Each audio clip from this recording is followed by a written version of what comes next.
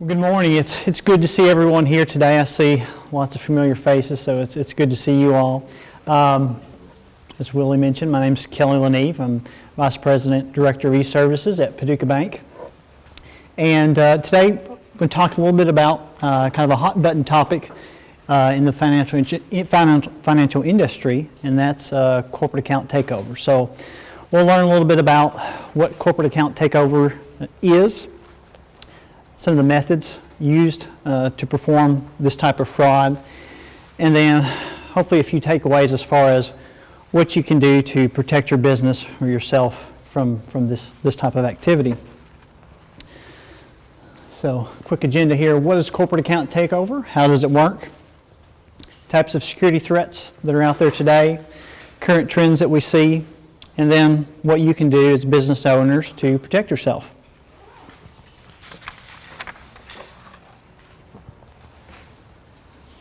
So what is corporate account takeover? Sometimes we call that CATO. We like creating acronyms for things, so you may hear me refer to it as CATO through the presentation. But what corporate account takeover is, it's a fast-growing electronic crime where thieves typically use some form of malware to obtain login credentials to online banking systems and then fraudulently transfer funds from those accounts, typically out of the country. Typically, fraudsters target corporate accounts, but can also involve consumer accounts. Primarily, their targets are corporate accounts because corporate accounts usually carry larger balances, so the payoff is greater there with those types of accounts.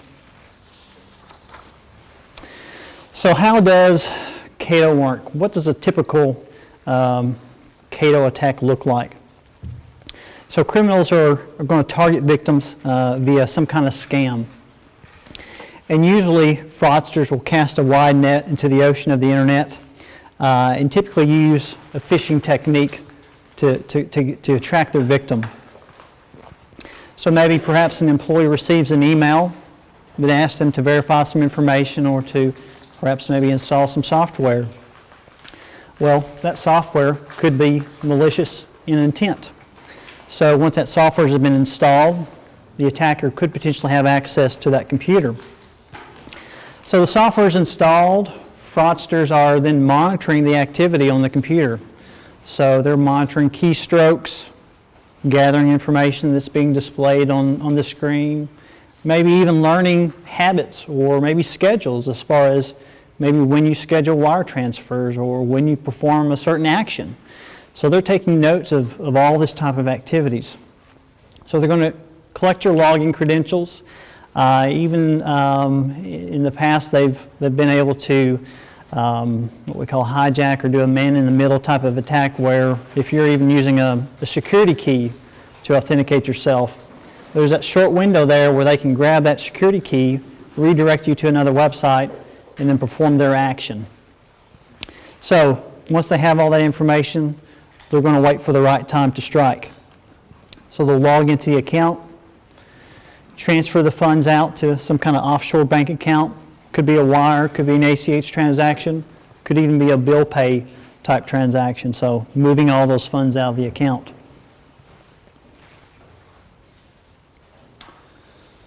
So the types of security threats that fraudsters use to perform CATO attacks are the following. We have malware, viruses, spyware, ransomware, and then phishing attacks.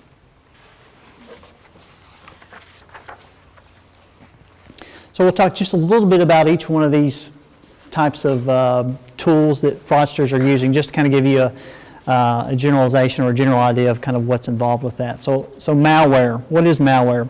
Well, it's short for malicious software, meaning software that can be used to compromise computer functions, steal data, bypass access controls, or otherwise cause harm to the host computer or network. And malware is a kind of a broad term that we use to classify many different types of tools or techniques used to commit fraud, online fraud. So they can be even, computer worms, adware, spyware, computer bot networks, or even ransomware. And so let's just talk a little bit about kind of some of the distinctions between some of these. So viruses. A virus is a form of malware is capable of copying itself and spreading to other computers. So that's kind of the key differentiator between viruses and other things. Viruses can replicate themselves and they can spread to other networks or other computers. So viruses can cause all kinds of damage. Again, with that replicating part of it, the impact is potentially magnified across many different computers. So viruses can steal information, redirect your browser to a different home page, all kinds of things. There's sophisticated viruses out there that once they've been installed, they can then go out and disable your antivirus that you have. So like I said, there are some that are out there that are sophisticated to disable the antivirus and then elude detection at that point.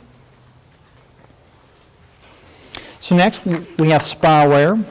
Spyware, again, is another type of malware that is installed on computers and collects little bits of information at a time about a user. So without their knowledge, these spying capabilities can include monitoring of keystrokes, gathering information that's displayed on the screen. So the presence of spyware is typically hidden from the user, so it's hard to detect or hard to discern that spyware has been installed. Spyware can install additional software, again, redirect the home page to another page, change computer settings, or even cause loss of internet access. Another one that's kind of on the rise and in my mind is very interesting is called ransomware. Just a quick show of hands, who's heard of ransomware? Yeah, a few? Okay, great. So again, this is an interesting one. Ransomware is a form of malware that essentially holds the computer system captive while demanding a ransom. So the malware restricts user access to the computer either by encrypting files on the hard drive or locking down the system and displaying messages that are intended to force the user to pay a ransom to gain access to their files. So ransomware has becoming a growing and serious threat due to the lack of detection and prevention methods in place on desktop computers. So there have also been instances where a company or business or an individual has paid a ransom and they didn't get access to their files. So hackers, they're really not the most ethical type people out there. So who's to say that once you pay the ransom, they're going to give you access to the files? So just stop for a moment and pause and let's think about, could you imagine this happening to your business? Perhaps your payroll or invoicing system being held captive by some kind of ransomware. Or maybe it's a system that has sensitive intellectual property for your business. For that computer to be locked down and you simply don't have access to whatever that critical piece of information that you need for your business. So it can be quite damaging. So here's just a screenshot of one type of ransomware. Just want to it may be kind of hard to see on the screen, but it looks pretty legitimate. It looks like maybe something that Microsoft would put out. Maybe there's Microsoft security software. They're saying, hey, we've detected these threats, and click here to remove it. So, doing that could install some other additional software and cause your computer to be locked down. Next, we're going to talk about phishing. Phishing is the activity of defrauding an online account holder of sensitive information, such as usernames, passwords, credit card information. And usually they're trying to masquerade as a trustworthy entity.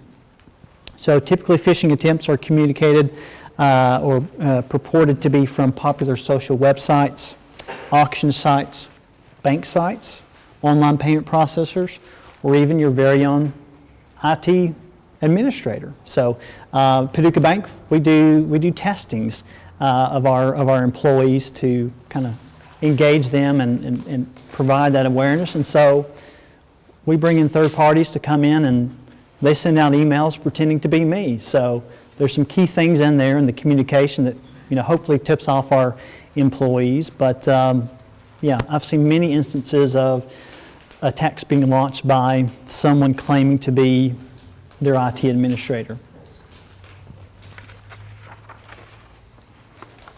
And just quickly some popular phishing that we've seen in the industry. So a user receives an email from Visa. It's got the Visa logo on there saying that maybe perhaps we need to verify your account and to click this link to verify your information. So the fraudsters direct you to a website that they control. They've got, the Visa logo. They've done, I've seen very sophisticated ones that you could not tell the difference between the fraudulent website and the legitimate website. So they ask you to key in your information, hit click, you think everything's okay. Fraudster has all your information for your credit or debit card at that point. Another sample phishing email that I've seen making the rounds. This one coming from Apple. So letting you know that your Apple ID has been used on an unauthorized computer. So some of the red flags that I try to communicate to our employees to pick up on are, look for the subtleties in the message. So look at the subject line, for instance. That's usually a pretty easy one to see. Service iTunes, that's kind of odd. How about grammatical inconsistencies? So I guess most of these fraudsters are overseas and English is a second language to them. So you'll typically see grammatical inconsistencies, perhaps improper use of a word. That can be a tip that the email that you've received is not legitimate. And then also they're going to have a call to action or a sense of urgency. You need to do this in order to keep your account, or to keep your account from being closed, or from your account to be deleted. So they're imposing that sense of urgency that you need to act now, and they're going to make it convenient for you. They're going to provide a link on there. You click that, and then you'll be navigated to the fraudster's website. Again, another one. This one's just kind of generic in nature, and my apologies. It's hard to see when the images come over and now that it's being displayed on the screen, but just kind of a general phishing email. Again, the grammatical inconsistencies, be on the lookout for that. The call to action or the sense of urgency that you need to act now in order to protect your account. And again, usually they're going to provide a link in there that they have control over the website, and they're going to ask for your personal information. In general, when you see these types of emails, and maybe it's hard to discern if the email is legitimate or not. And for instance, PayPal. Maybe you have a PayPal account, and maybe there's some question about that. Generally, what I'll do is I won't trust the link that's been provided to me in the email. So I'm going to go for instance, PayPal. I'm going to go to their site directly. So I'm going to open my browser. I'm going to key in paypal.com. I'm going to log into my account, make sure everything's okay. So generally, I don't trust links in emails. We have a policy at the bank saying that our IT department will not send links to our employees within an email. We've got a separate site set up that we put all of our links onto just to really guarantee or to ensure to our employees that what we're communicating to them is legitimate. Because again, one of the common tactics for fraudsters is to pose themselves as being a member of your IT department and conveying a link to you. Another one that's been making the rounds quite a bit is purporting to come from UPS, letting you know that there's been a problem with the delivery, and the email has an attachment saying, open this invoice to claim your package. Well, you open up the invoice, or what you think's the invoice, and it's actually a virus. And then at that point, you have the potential for your system to be compromised.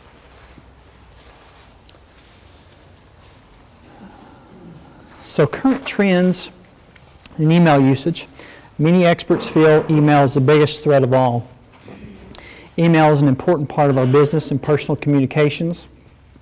I can't imagine not using email in my daily interactions. I mean, I'm sure many of you all have probably sent multiple emails already today. So email is definitely woven into our everyday communications that we have. So, and fraudsters know this. So they see email as the fastest, most effective method of spreading malicious code to the largest number of people.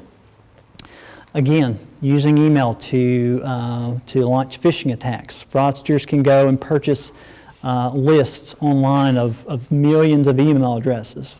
Again, casting that wide net, so sending out millions of email or thousands of emails, hoping to get that one victim to click on the link and to compromise their system. Users need to be trained to potentially identify malicious email. Again, I use the phrase at the bank, are we tuned in or are we on autopilot? Are we just going through our normal daily activity, reading email, clicking on links? Or are we really inspecting what we're looking at? What's the content of the email?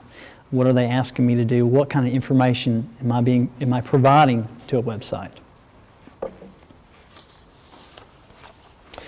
So current trends and statistics, according to security researchers, 76% of web resources used to spread malicious programs originate from 5 countries. So United States, Russia, Netherlands, China, and Ukraine. Every one of these countries, there's organized crime rings centered around online fraud. So you can even get a hacker for hire on the internet. So if you wanted to hack a company and you didn't know how to do it, you could go out and hire an individual to do that for you. So now that I've painted a pretty bleak picture for you, what can we do to protect yourself? What can you do as small business owners or leaders within your business to protect yourself? I'm a very big proponent of education and awareness training for our employees and for our individuals. So train employees on the dangers of emails and malware. Share with them what they need to be looking out for. So remember going back to some of those phishing examples that I showed you? So typically there's going to be grammar inconsistencies, a sense of urgentness to that email, calling you to provide your sensitive or personal information. So being on the lookouts for things like that. Also understand that sometimes, with business owners, you guys are tasked to do many different things and you can't be a security expert. There are great resources on the internet that are free. One is SANS.org, that's SANS.org, and then uscert.gov, and that's us-cert.gov. And again, if you didn't get those links, see me afterwards and I can let you know.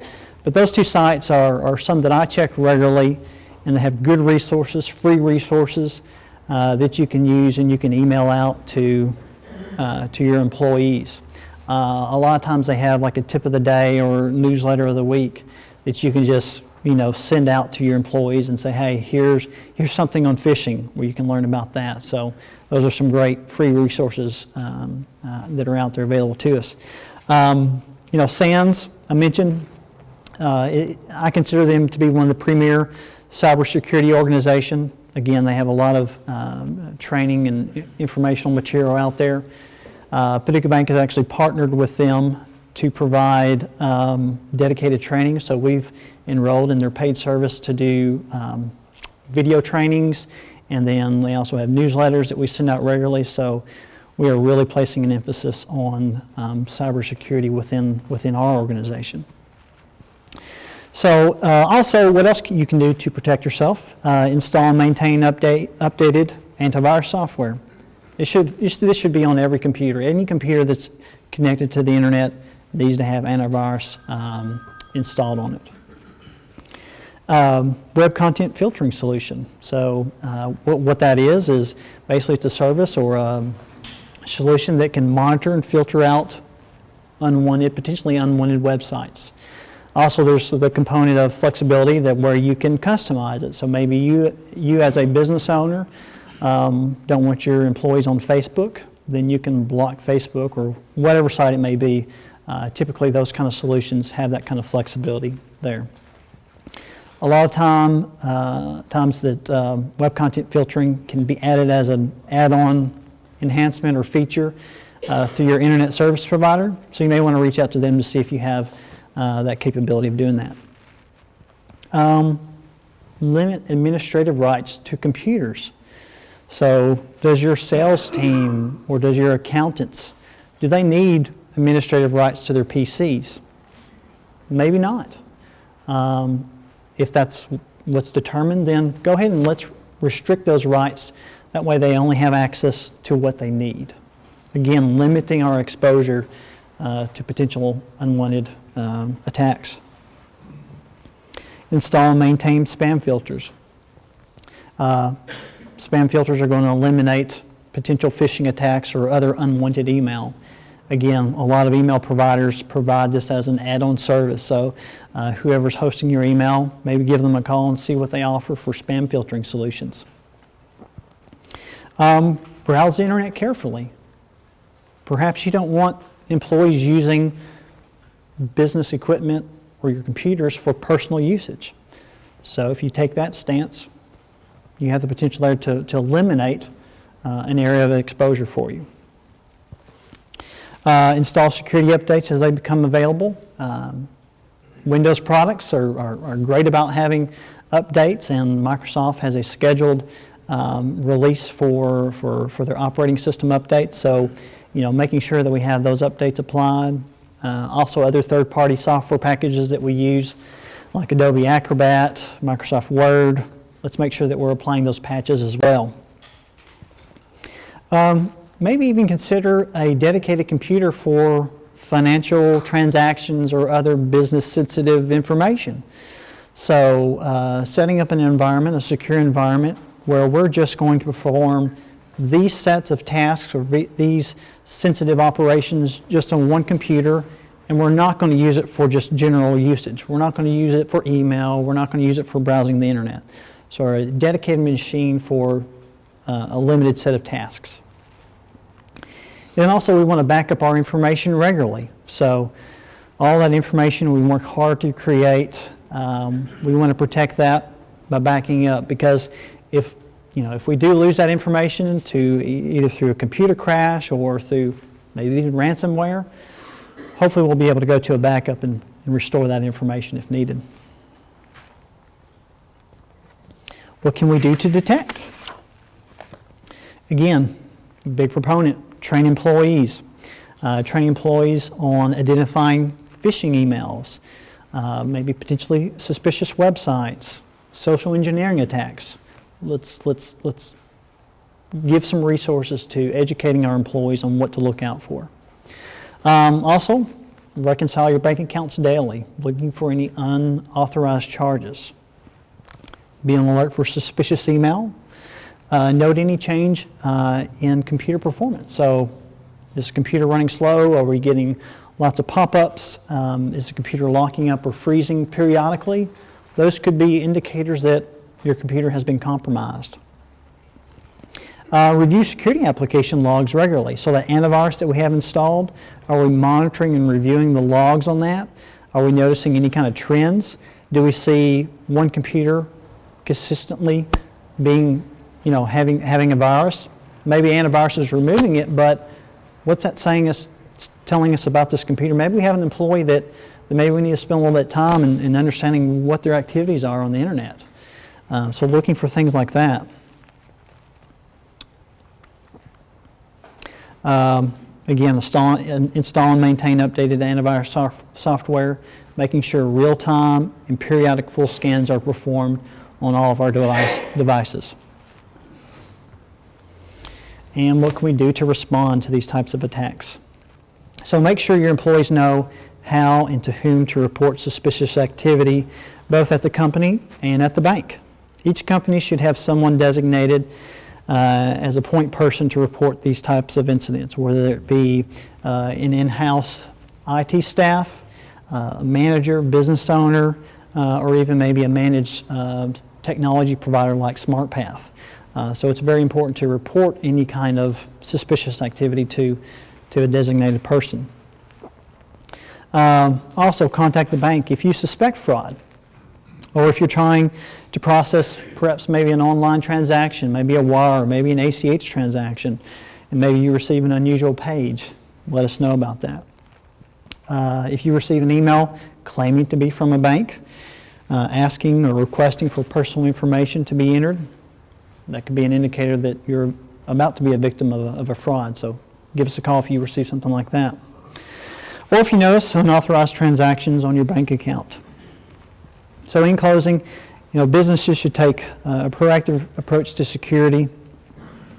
Oftentimes, it's been my experience that small businesses may not have the resources available to them to implement a lot of these controls.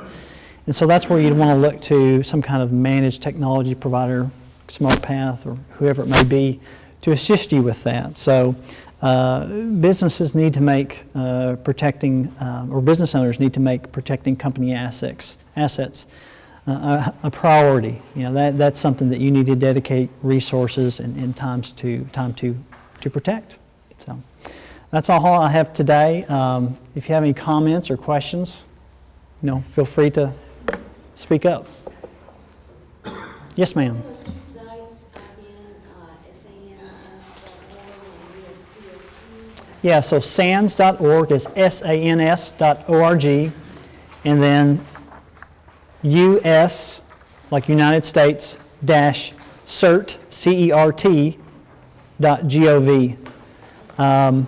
Again, those are two sites that I visit daily. They have a dashboard that kind of lets you know what they see related to cybersecurity and the current threats that are out there right now.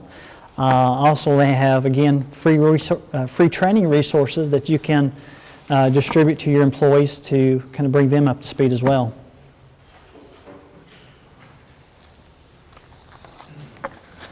Anything else? All right. Great. Appreciate your attention today.